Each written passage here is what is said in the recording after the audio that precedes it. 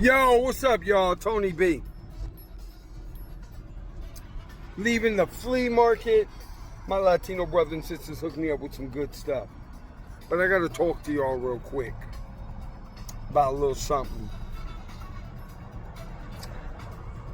One of the main reasons that I went back to Telegraph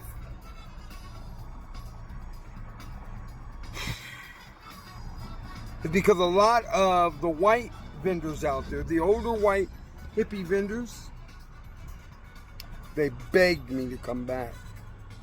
Why did they beg me to come back? Well, I don't know if you've been looking at my posts.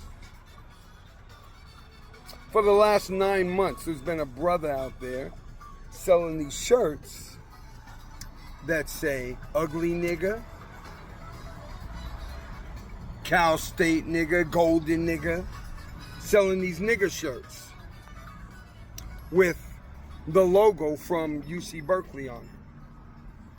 And that's been our representation, y'all, out there in Berkeley. So they begged me to come back because they know, like I know, and they know I know, how objectification, how characterization, how propaganda works. You already have a black population, a black American student population that's probably in the single digits. You already have more anti-black racism in America, especially in Berkeley. I mean, even as I sold my art last week, though I did good, the anti-black racism is still there, same as Hate Street in San Fran, but I am one of the secure brothers. But you already have that. And then you have the right wing, the white wing, who thinks that even with 2 or 3 degrees, we are always DIY or whatever hires. We're always affirmative action, even though affirmative action has been illegal since I was a child in California. So most people in America, in California, black people, have never experienced affirmative action. We've never got to use it at all, but everything we do has got to be affirmative action. We are discredited, discounted in every way, shape, or form. So yeah, anyway, you got this guy out here selling these nigga shirts. And when I was out there for Saturday night, he came. Now, he reminds me of the black Uncle Sam character in Bamboozled. Bamboozled was way ahead of his time because we're still dealing with this coonery. But if you haven't seen the movie, go see it. He was the guy who was yelling and got the crowd to wear blackface. He got all the white people wearing blackface and saying, "Niggas is good. Niggas is good. Don't you want to be a nigga?" They totally characterized us. Make sure you go see that movie. But that's what he's doing. He's sitting out there with those t-shirts, and at the top of his lungs, and with a bullhorn, he is yelling, "Oh, pretty girls love ugly niggas. We're all ugly niggas. Go to uglynigga.com. He's doing the exact same thing as in the movie Bamboozled. He is turning this characterization into something very dangerous. It's very dangerous for black women on the campus. Why? Because I see a lot of white boys buying those shirts. So that's what they really think about us. But that's also what they really think about our women. So when they rape them or do whatever to them, they feel like they have the right. Because we ain't nothing but a bunch of ugly niggas to them. I see a lot of tether men. A lot of people who cosplay black men They dress like us, want to be hip-hop, everything. Bay Area full of them Drake types. They all buying the shirt. And what this brother doesn't understand is there's a big difference between being laughed with and laughed at. They're laughing at him. They're laughing at us. They don't respect us. They don't know our history and they don't care to. They don't know the struggles that we went through to even get on the campus of Berkeley. They don't know. They haven't done the history of the city of Berkeley and how racist it was at one time.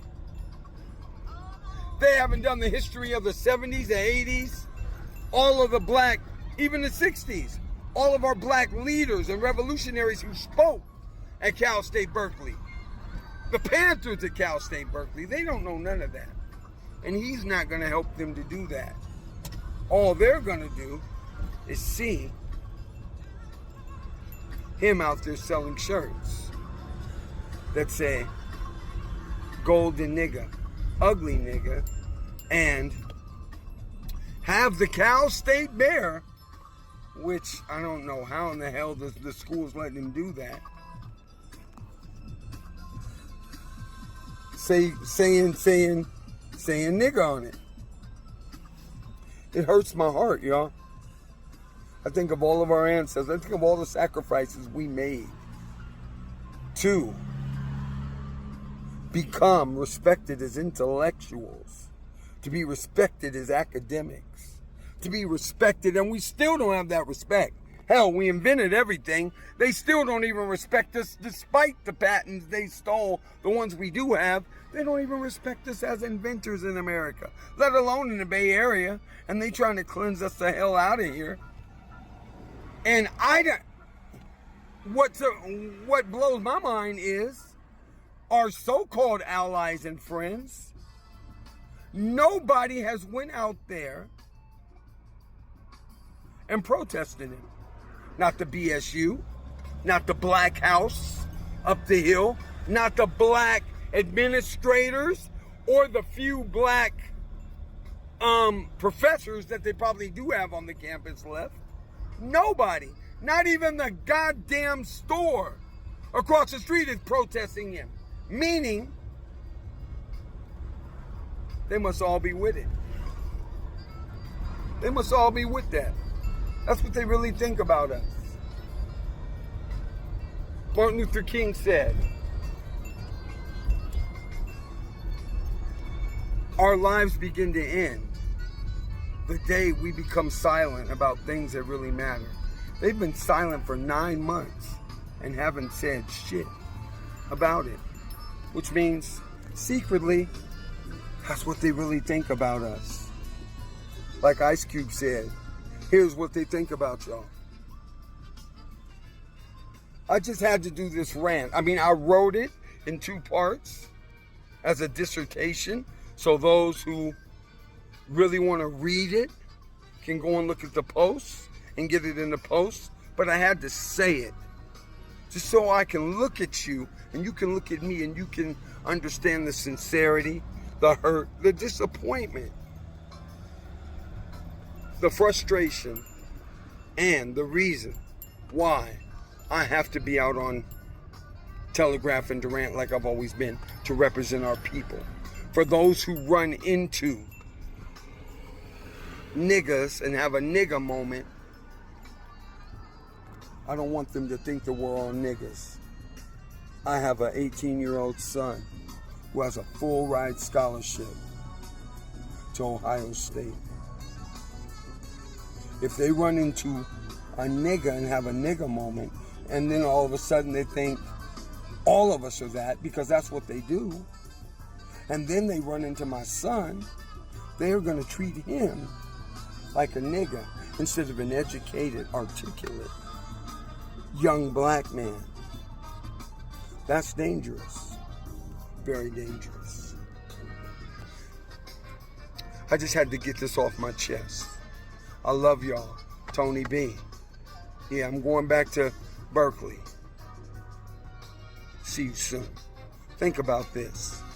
And if you can, write a letter to the administration, do something. Peace.